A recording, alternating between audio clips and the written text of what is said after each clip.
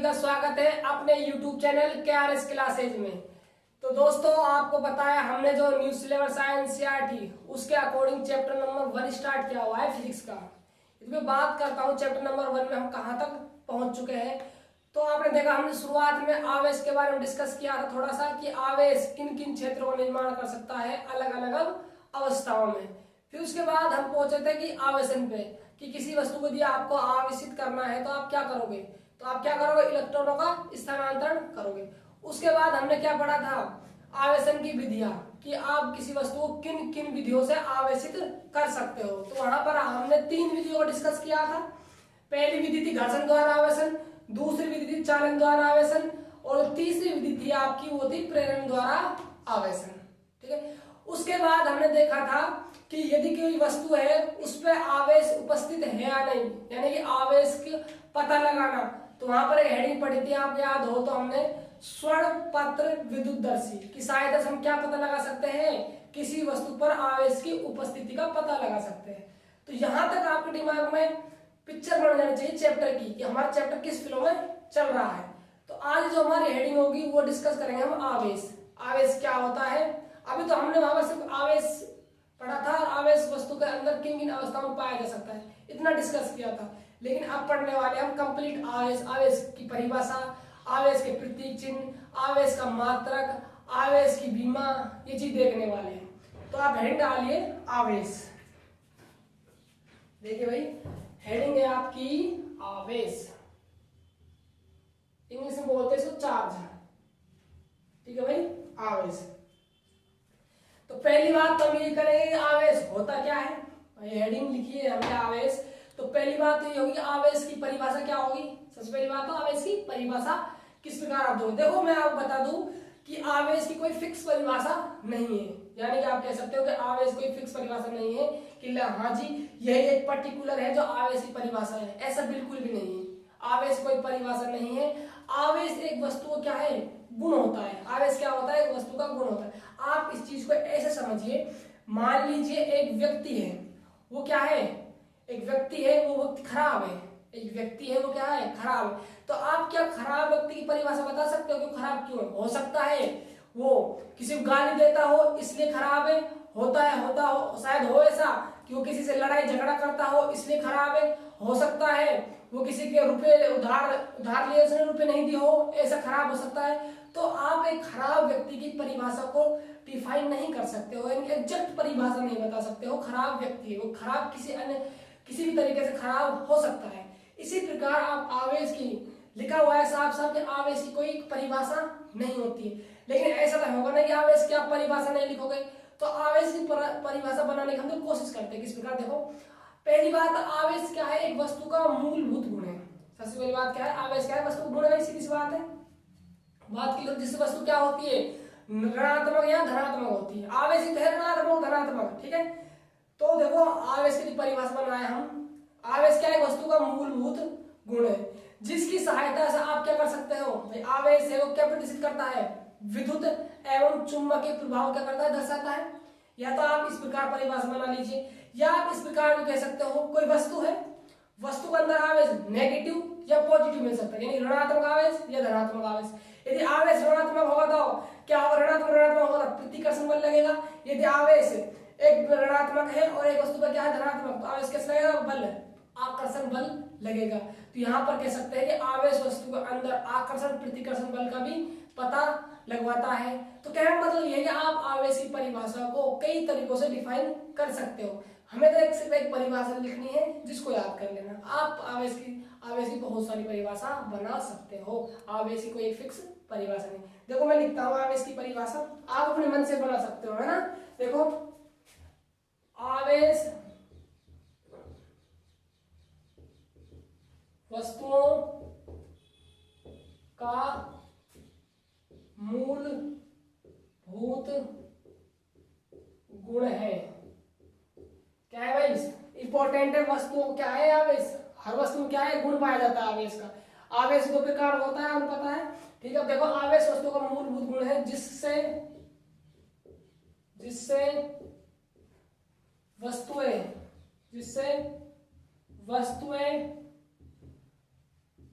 विद्युत व चुंबकीय प्रभावों को प्रदर्शित। देखो आवेश वस्तुओं का मूलभूत गुण है जिससे वस्तुएं विद्युत एवं चुंबक प्रभावों को प्रदर्शित करती है, करता है, लिख लो, प्रदर्शित करता है।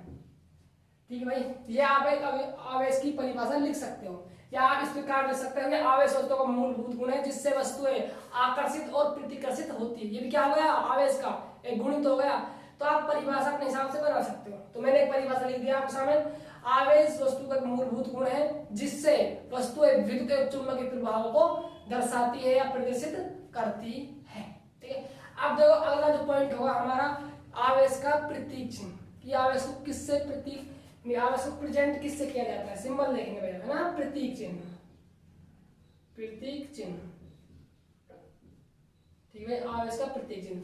तो देखिए आवेश को प्रदर्शित करते हैं स्मॉल क्यू से कर सकते हो आप,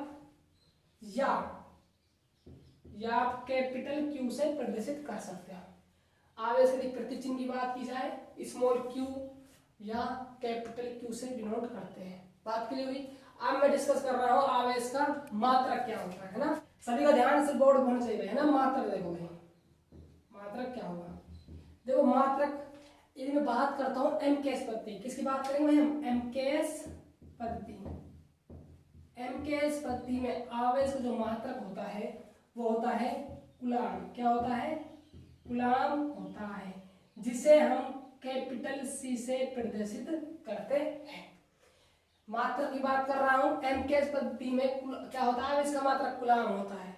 आप हिसाब से बोला जाएगा 5 कूलाम, क्या 5 कूलाम आवेश, तो Q बराबर क्या होगा 5 कूलाम। इसका मतलब क्या है, Q तो क्या हो गया, आवेश का प्रतीक चिन्ह हो गया, और जो 5 है वो क्या होगा, इसका आंकिक मान हो गया, और C क्या हो गया, इसका मात्रक हो गया। ठीक है, इस प्रकार आपको लिखा मिलेगा।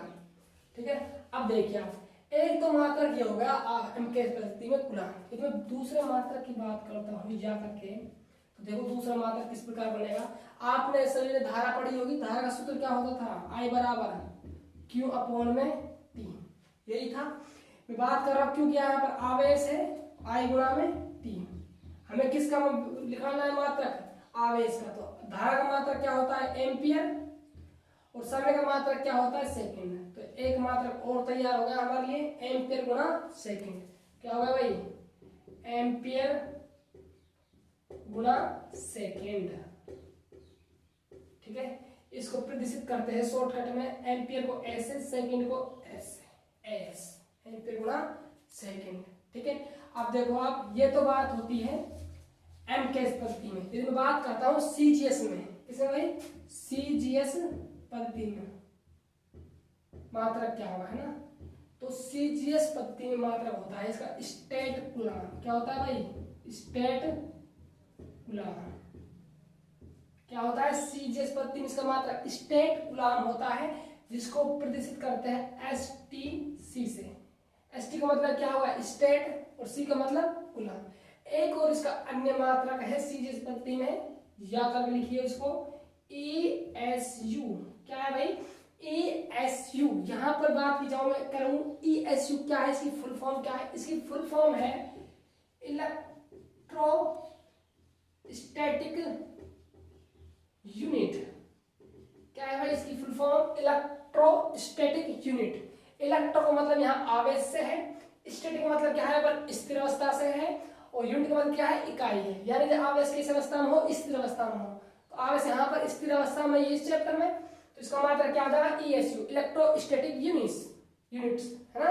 अब देखिए आप आगे, ये तो हो गया आपके एमकेएस पद्धति में और सीजीएस पद्धति में मात्रक हो गए। देखो यदि बात करो हमारे बुक में सबसे ज्यादा मात्रक आपको कौन सा नजर आने वाला है हर क्वेश्चन में, तो भाई छाप के रखना इस चीज को, आपको 99% आपको वहां पर कूलाम नजर आएगा। जैसे आप कोई न्यूमेरिकल करोगे, ये बात भी करूंगा आवेश की, तो 100% वहां पर लगभग आपको 99.99% मान के चलिए मात्रक की बात होगी आवेश की। तो हमेशा मैं चर्चा करूंगा कूलाम की, और बुक में है जो हमारा न्यूमेरिकल, उसमें 90.9% कूलाम की चर्चा की हुई है। कोई एक आध रेयर केस है जिसमें एम्पियर गुणा सेकंड नजर आ जाए आपको। ठीक है, लेकिन ऐसा होगा नहीं, अधिकतर आपको कूलाम से क्या करना होगा, सामना करना होगा। ठीक है, तो आपके दिमाग में थीम बना लीजिए, क्या बनानी है आपको, आवेश क्या है, वस्तु का मूलभूत गुण है जिससे वस्तु क्या प्रदर्शित करती है, विद्युत चुंबक प्रभाव को प्रदर्शित करती है। मैं बात करता हूँ आवेश के प्रतीक चिन्ह की, स्मॉल क्यू या कैपिटल क्यू। मैं बात करता हूँ मात्रक की, तो मात्रक भी दो प्रकार के हैं, एक एम के स्पति मात्रक की बात कर रहा हूँ, एक सी जी स्पति मात्रक। एम के स्पति में आवेश का मात्रक कूलाम होता है, एक दूसरा मात्रक और होता है एम्पीयर गुना सेकंड, किससे, आई बराबर क्यू अपॉन टी से निकाला। उसके बाद सीजीएस स्पति में बात करता हूँ आवेश के मात्रक की, तो क्या होता है, एक स्टेट कूलाम होता है, ये क्या होता है, ईएसयू होता है, इलेक्ट्रोस्टैटिक यूनिट। ठीक है, तो ये मात्रक हो गए, और इसमें चर्चा करेंगे हम एकदम कूलाम की, आवेश का मात्रक नजर आएगा आपको कूलाम में, बात की हुई। अब देखिए भाई आगे देखो, ये एक भौतिक राशि है आवेश, इसके अलग अलग मात्रक हो गए दो पत्तियों में। ठीक है भाई, भौतिक राशि है तो इनमें क्या होगा, आपस में मात्राओं में संबंध होता है भाई, क्या होता है, आवेश एक भौतिक राशि है तो इन दोनों में क्या होगा, आपस में संबंध होगा। वो संबंध किस प्रकार होता है उसको देखिए भाई, एक जो कूलाम होता है, एक जो कूलाम होता है वो बराबर होता है 3 गुणा 10 की पावर 9 ESU कह दीजिए या स्टेट कूलाम कह दीजिए भाई। आवेश एक भौतिक राशि है तो इन दोनों में क्या होगा, संबंध होगा, क्योंकि एक ही भौतिक राशि क्या है, मात्रक है दोनों, इनमें क्या है, एक रिलेशन है। रिलेशन किस प्रकार है, एक कूलाम जो वैल्यू होती है वो बराबर होती है 3 गुणा 10 की पावर 9 ESU के बराबर। ESU क्या फुल फॉर्म में लिखाई हुई है, इलेक्ट्रोस्टैटिक यूनिट होती है। यदि आपको एक कूलाम चेंज करवाए किसमें, ESU में, तो क्या लिखना है आपको, 3 गुणा 10 की पावर 9। आपको इसे याद रखने का तुक्का बताता हूँ सीधा सा, आप सभी ने प्रकाश की चाल पढ़ी होगी, प्रकाश की चाल क्या होती थी, 3 गुणा 10 की पावर 8 मीटर पर सेकंड, लेकिन यहाँ पर 8 नहीं है 9 है। वैसे सिर्फ तुक्का लगाने के लिए, याद रखने के लिए है ना, ऐसा कुछ भी नहीं है ना भाई। ठीक है, मैं आपको बता रहा हूँ इसलिए आपको याद हो जाए आसानी से। ठीक है, क्या होगा, एक कूलाम बराबर 3 गुणा 10 की पावर 9 ESU। ये तो हो गए इनमें आपस में संबंध, बात क्लियर हुई यहाँ तक। आप इसको नोट डाउन कीजिए, मैं आगे चलता हूँ फिर, कीजिए भाई ना। ठीक है, रब करता हूँ, यहाँ पर जगह नहीं। अब देखो प्रतीक चिन्ह हो चुका है, मात्रक हो चुका है, देखो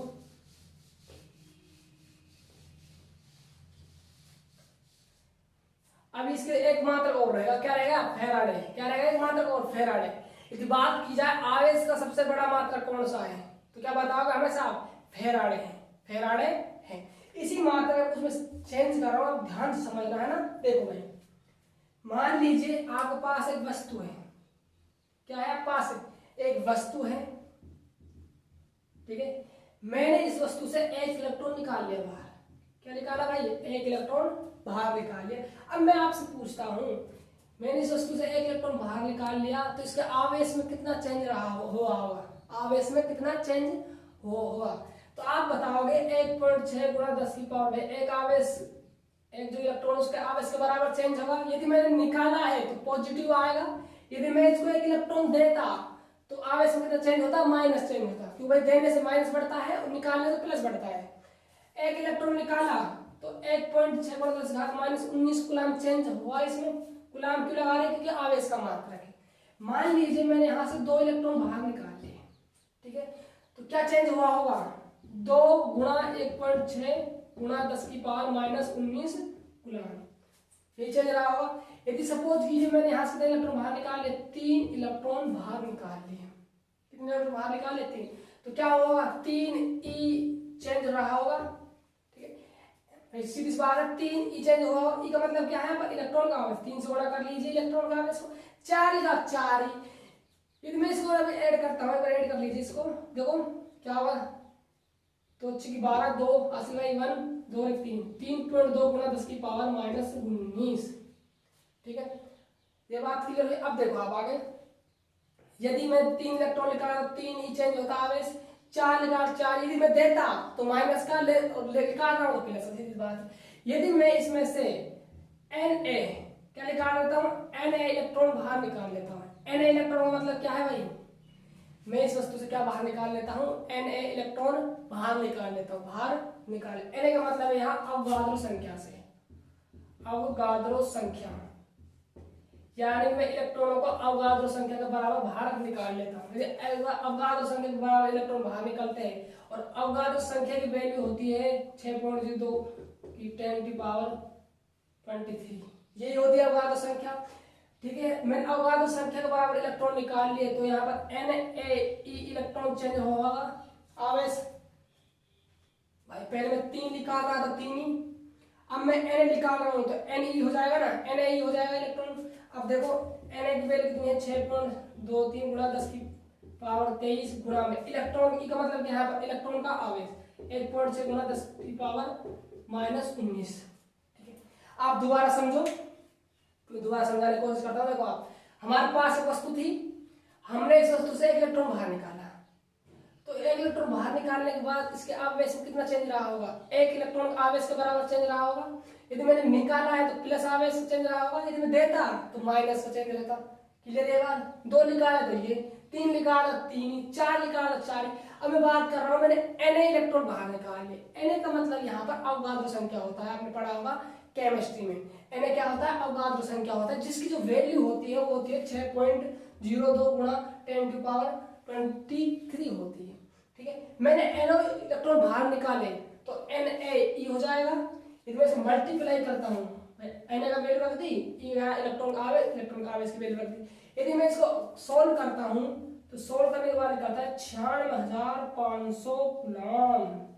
क्या निकलता है भाई, 96,500 कूलम बाहर निकल था। इसको आप कैलकुलेशन करोगे ना गुणा भाग तो कितने निकल आएगा, 100% इतना निकल आएगा। आप कैलकुलेशन लगा लेना 96,500।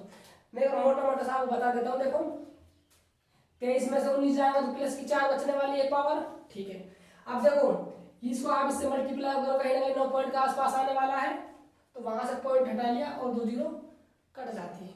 इस ये करने आप कर सकते हो उसको, है ना, ऐसी कोई नहीं है, आप इसको आसानी से कर सकते हो। तो यहाँ से निकल आएगा 96,500 कूलम, और जो 96,500 कूलम होता है, इसकी जो वैल्यू होती है वो 1 फेराडे बराबर होती है। क्या होती है भाई, 1 फेराडे बराबर होती है। और फेराडे क्या है, आवेश का सबसे बड़ा मात्रक है। यदि बात की जाए, आपसे पूछ लिया जाए किसी से कि आवेश का सबसे बड़ा मात्रक क्या होता है, तो आप बताओगे फेराडे होता है। लेकिन आप यहाँ पे गलती कर बैठते हो। क्या गलती कर बैठते हो बाबू, आप फेरड बता देते हो। क्या बता देते हो, फेरड बता देते हो, जो कि क्या होता है, गलत होता है। आप आ की मात्रा खा जाते हो। यहाँ पर आपको खानी नहीं है, आपको रोटी खा कर रखनी है। ठीक है, कभी आप इसको खा जाओ, खाने से बहुत बड़ी दिक्कत होने वाली। दिक्कत क्या होने वाली है, यदि आपने फेरड लिख दिया तो आप कहाँ चले जाते हो, धारिता के चैप्टर में चले जाते हो। कहाँ चले जाओ ना, धारिता के चैप्टर में चले जाते हो। क्योंकि धारिता पढ़े जब हम, धारिता का मात्रक होता है फेरड। क्या होता है वो, फेरड होता है। इसीलिए आपको फेरड नहीं याद रखना है, आवेश का सबसे बड़ा मात्रक क्या याद रखना है, फेराडे याद रखना है। आया कहां से, मैंने आपको समझा दिया कि यहां से निकल रहा है आवेश का सबसे बड़ा मात्रक। बात क्लियर हुई? तो आप स्टार लगाइए, इस बात को लिखिए, लगाइए स्टार, लिखो भाई, आवेश का सबसे बड़ा मात्रक फेराडे होता है। फेराडे होता है, ना कि फेरड होता है। ठीक है, देखिए आवेश का सबसे बड़ा मात्रक, देखो आवेश का सबसे बड़ा मात्रक फेराडे होता है। आवेश का सबसे बड़ा मात्रक फेराडे होता है। और जो 1 फेराडे है, फेराडे को हम कैपिटल एफ से डिनोट करते हैं। 1 फेराडे बराबर होता है 96,500 कूलम। कितना होता है 1 फेराडे बराबर, 96,500 कूलम के बराबर होता है। ठीक है, आपको कहीं पर नजर आएगा कि 1 फेराडे कूलम, तो आप फेराडे को चेंज कर लो। फेराडे को चेंज करोगे आप 96,500 लिख के, इस प्रकार क्वेश्चन बनते हैं। ठीक है, तो आप स्टार लगा लिया होगा आपने। अब देखो आप आगे, तो देखो क्या क्या चर्चा हुई यहाँ पर। आवेश की डेफिनेशन हो गई, फिक्स नहीं है, मैंने बनवाई एक, आप भी अलग तरीके से बना सकते हो। उसके बाद प्रतीक चिन्ह हो गया उसका, मात्रक हो गए एम केस में, सीजीएस में, वहां से रिलेशन लिखा गया क्योंकि आवेश भौतिक राशि है और दो इसकी मात्रक है एम केस में, सीजीएस में, तो कोई ना कोई आपस में संबंध भी रहा होगा। तो संबंध को दिखा दिया मैंने। संबंध क्या था भाई, 1 कूलम बराबर 3 गुणा 10⁸ नहीं 9, क्या होता है, ESU बराबर होता है। ठीक है, उसके बाद हमने डिस्कस किया आवेश का सबसे बड़ा मात्रक फेराडे होता है। आया कहां से और कितना होता है उसका डिस्कस यहाँ पर किया है। 96,500 होता है बाबू, किसके बराबर होता है, 1 फेराडे बराबर होता है। यहाँ तक हमारी बात पहुंच चुकी है। आगे देखिए आप, आगे चलता हूं मैं।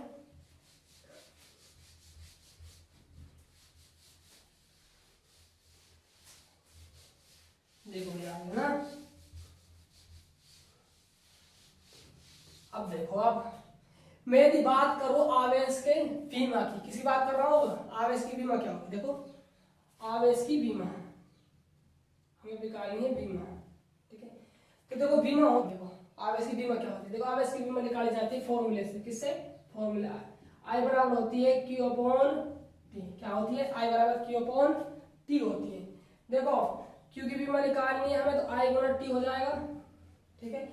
आई क्या है, धारा है, धारा की विमा क्या होती है, एम्पीयर, A1 हो जाएगा। टी क्या है, टाइम, टाइम की विमा क्या होती है भाई, टाइम है, ठीक है। और टाइम की विमा क्या होती है, T1, क्या होती है, T1। तो इसको दर्शाते किस प्रकार, देखो बड़ा कोष्टक M0 L0 T1 A1, क्या हो जाएगी विमा।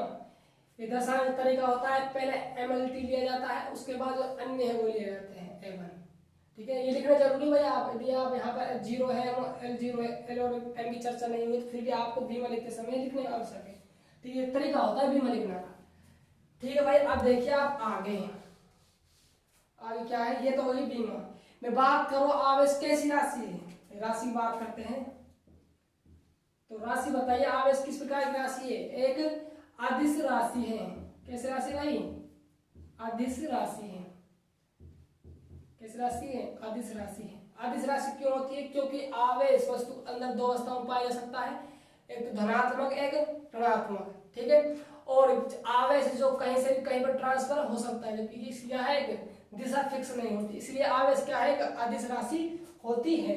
तो अदिश राशि है, यदि मैं इसका योग करूंगा आवेशों का, तो कैसे योग होगा, बीजगणितीय होगा, कैसे योग होगा, बीजगणितीय, कैसे योग होगा मुन्ना, बीजगणितीय योग करते हैं, ठीक है। सदिश योग आएगा जब मैं उसको बता दूंगा सदिश योग किस प्रकार करते हैं। पहले आप अदिश राशियों को योग किस प्रकार किया जाता है, बीजगणितीय योग से किया जाता है, सिंपल फॉर्मूले को जोड़ा जाता है, ठीक है। विमा हो गई, राशि हो गई किस प्रकार की, अदिश राशि योग किस प्रकार किया जाएगा, बीजगणितीय योग किया जाएगा। अब मैं बात करता हूँ प्रकृति की, कि आवेश की प्रकृति कैसी होती है, ठीक है।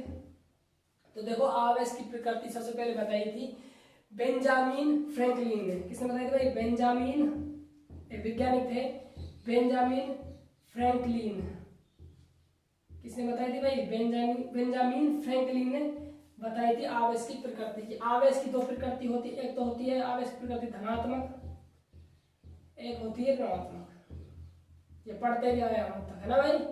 आवेश की दो प्रकृति होती है, धनात्मक और ऋणात्मक, किसने बताया, ये बेंजामिन फ्रैंकलिन ने बताया था, ठीक है। अब देखिए मान लीजिए ये वस्तु धनावेशित है, मुझे पता है आज ये वस्तु धनावेशित है, लेकिन बेंजामिन फ्रैंकलिन को पता नहीं था कि वस्तु कैसी है, धनावेशित है।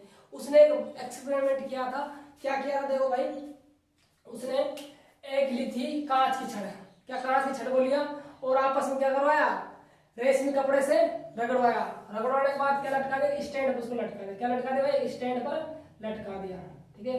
ये है कांच की छड़, है ना। और इसी प्रकार दूसरी कांच की छड़ ली, रेशम कपड़े से रगड़वाया और उसको भी क्या करवाया, लटका दिया। लटकाने के बाद देखो यहाँ पर आपस में दूर दूर रख दिया इनको, ठीक है, रगड़वा दिया और रखवा दिया। कांच की ये है, कांच की आपको पता है, मैंने लिखवाया हुआ, कांच पे क्या आता है, पॉजिटिव आता है, लेकिन ये बात उसको नहीं पता थी भाई बेंजामिन फ्रैंकलिन को, ठीक है।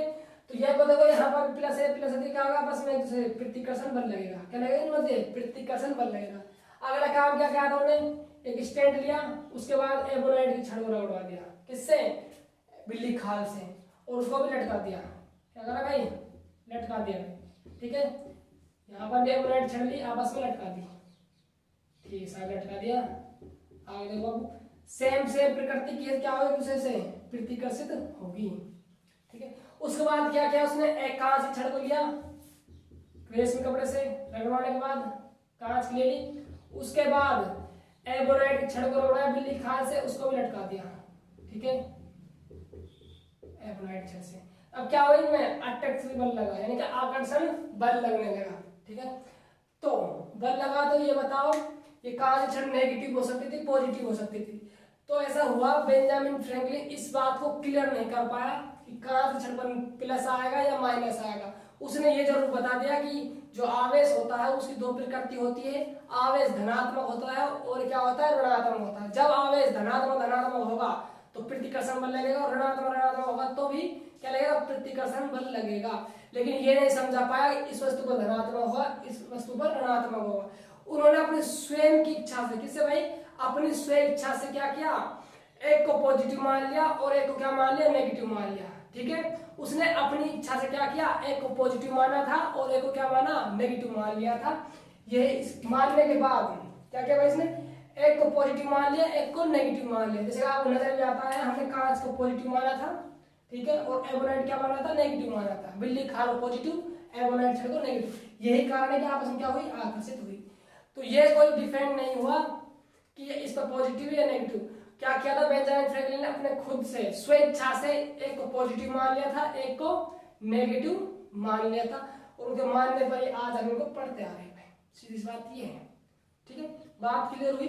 अब देखिए आप, हाँ, तो प्रकृति किसने बताई, बेंजामिन फ्रैंकलिन ने बताई। तो प्रकृति होती है धनात्मक और ऋणात्मक।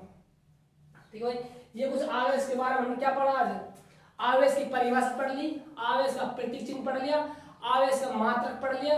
दो पद्य एम के में क्या होता है भाई, कूलाम होता है या एम्पीयर गुणा सेकंड होता है। किससे आया, आई बराबर क्यू अपॉन डी से।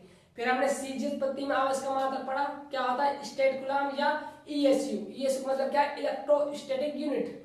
फिर ये एक ही भौतिक राशि के दोनों मात्रक है, इनमें कुछ ना कुछ क्या होगा, रिलेशन होगा। रिलेशन क्या होता है, एक कूलाम बराबर होता है 3 गुणा 10 की पावर 8 नहीं 9 होता है ईएसयू। ठीक है, तरीका याद रखने रख सकते हो आप। उसके बाद हमने की आवेश का सबसे बड़ा मात्रक क्या होता है, फेराडे होता है, ना कि फेराड होता है। ठीक है, हमने उसको निकाला कि वैल्यू कितनी होती है, 96,500 कूलाम होती है। ठीक है, एक फेराड बराबर 96,500 कूलाम होती है। ठीक है, उसके बाद हमने डिस्कस किया आवेश की बीमक पर। आवेश की बीमक देखो M1 L1 T1 M1 किससे निकाली, फॉर्मूले से, आई बराबर Q अपॉन T। उसके बाद हमने देखा आवेश किस प्रकार की राशि, आवेश एक अदिश राशि है, तो इसका जो योग होगा वो कैसा होगा, बीजगणितीय योग होगा। उसके बाद हम देखिए आवेश की प्रकृति, कि आवेश कौन कौन सी प्रकृति होती है, 2 प्रकृति होती है, धनात्मक और ऋणात्मक। किसने बताया, ये बेंजामिन फ्रैंकलिन ने बताया। उन्होंने अपना प्रयोग किया था ये, और वहां से एक को पॉजिटिव दिया अपनी इच्छा से, एक को नेगेटिव बताया। तो वहां से ये लिख रखा है पॉजिटिव और नेगेटिव। ठीक है, अगले जो हमारा लेक्चर होगा उसमें हम पढ़ेंगे आवेश के गुणधर्म, के आवेश से कौन कौन से गुणधर्म होते हैं। तो दोस्तों, यदि आपको हमारे वीडियो अच्छे लगते हैं तो आप इन वीडियो को जितना हो सके अपने दोस्तों के साथ शेयर कीजिए, और वीडियो को लाइक कीजिए। और यदि चैनल को आपने सब्सक्राइब नहीं किया है तो सबसे पहले आप सब्सक्राइब कीजिए और बेल आइकन को प्रेस कर दीजिए, जिससे कि जो हम न्यू वीडियो डालते हैं तो उसकी जो नोटिफिकेशन है आपको सबसे पहले पहुंच जाए। थैंक यू दोस्तों, मिलते हैं नेक्स्ट क्लास।